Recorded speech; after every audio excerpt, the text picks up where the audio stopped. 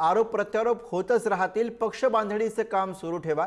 शिंदेंच्या नाराजीनंतरही केंद्रीय नेतृत्व भाजप प्रदेशच्या पाठीशी असल्याचं सूत्रांनी म्हटलंय।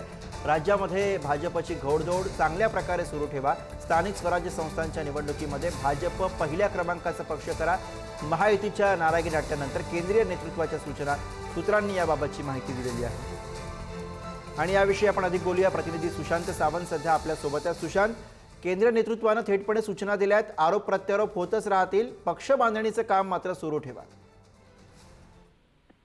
गुरु, आपण जर पाहिलं असेल तर एकनाथ शिंदे काल दिल्लीमध्ये गेले होते आणि त्यानंतर खऱ्या अर्थानं माध्यमांमध्ये काही बातम्या आल्या की एकनाथ शिंदेनी नाराजी आपली व्यक्त केली। मात्र त्यानंतर जी आपल्याला विश्वसनीय सूत्रांनी माहिती दिली त्यानुसार एकनाथ शिंदेने जरी नाराजी व्यक्त केली असली केंद्रीय नेतृत्वाकडे, तरी देखील केंद्रीय नेतृत्व जे आहे ते भाजप प्रदेशच्या पाठीशी आहे।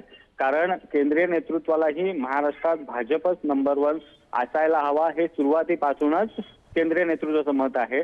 आपण पाहिलं असेल तर विधानसभा निवडणुकी दरम्यान अमित शहा यांची एक सभा झाली होती योगी सभागृह येथे। त्यावेळी अमित शहा यांचाच नारा होता की 100% भाजप, आणि तोच नारा आपल्याला कायम ठेवायचा आहे, 100% भाजप।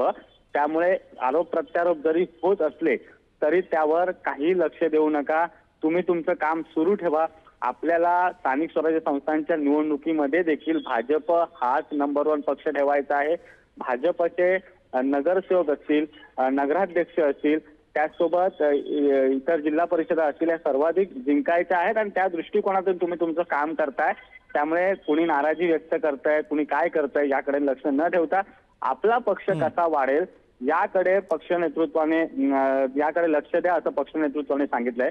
त्यामुळे एकीकडे एकनाथ शिंदे नाराज आहेत, ते दिल्लीत जाऊन भेटतायत, अमित शहा यांची भेट घेतायत, रवींद्र चव्हाण यांच्याबाबत तक्रार करतायत। मात्र केंद्रीय नेतृत्व हे फक्त आणि फक्त भाजप नेतृत्वाच्या राज्य नेतृत्वाच्या पाठीशी असल्याचं आपल्याला पाहायला मिळतंय।